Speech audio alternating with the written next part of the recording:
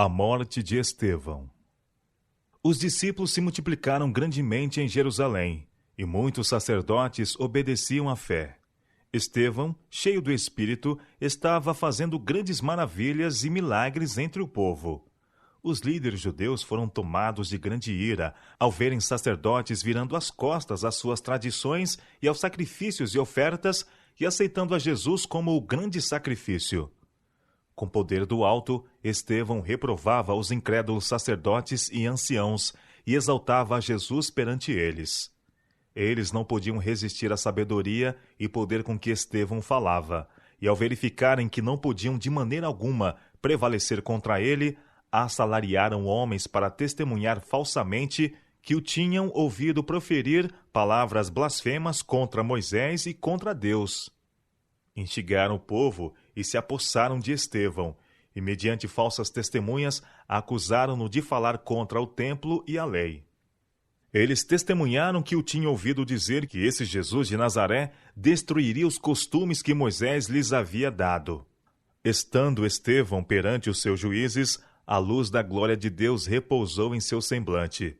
Todos os que estavam assentados no sinédrio, fitando os olhos em Estevão, viram seu rosto como se fosse rosto de anjo. Quando chamado a responder às acusações levantadas contra ele, Estevão começou por Moisés e os profetas, e passou em revista a história dos filhos de Israel e o trato de Deus com eles, e mostrou como Cristo havia sido predito na profecia.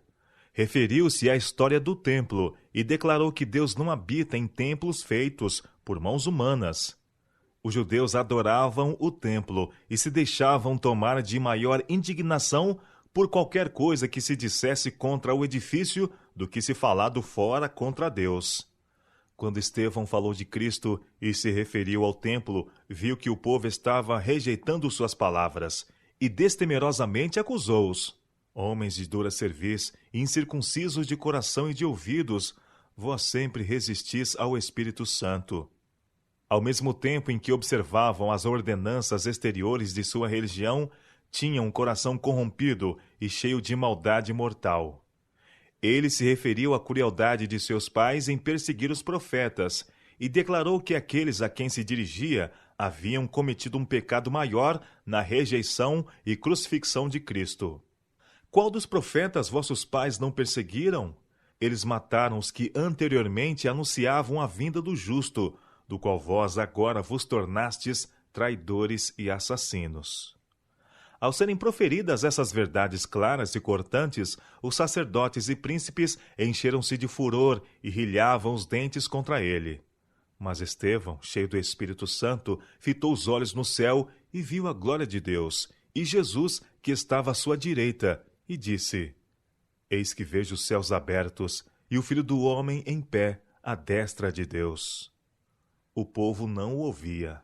Clamando em alta voz, taparam os ouvidos, e unânimes arremeteram contra ele, e lançando-o fora da cidade, o apedrejaram. E Estevão, ajoelhando-se, clamou em alta voz: Senhor, não lhes imputes este pecado. Vi que Estevão foi um poderoso homem de Deus, suscitado especialmente para preencher um importante lugar na igreja. Satanás exultou com sua morte, pois ele sabia que os discípulos sentiriam sobremaneira a sua perda. Mas o triunfo de Satanás foi breve, pois nesse grupo, testemunhando a morte de Estevão, estava um a quem Jesus estava para revelar-se. Saulo não tomou parte no lançamento de pedras em Estevão, mas consentiu em sua morte. Ele era zeloso na perseguição à Igreja de Deus, caçando-os, aprisionando-os em suas casas e entregando-os a quem os mataria.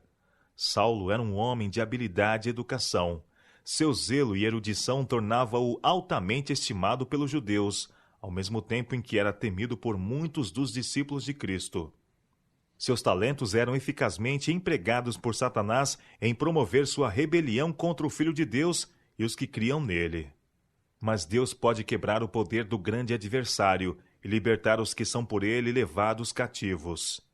Cristo havia separado Saulo como um vaso escolhido para pregar o seu nome, fortalecer os discípulos em sua tarefa e, mais ainda, para preencher o lugar de Estevão.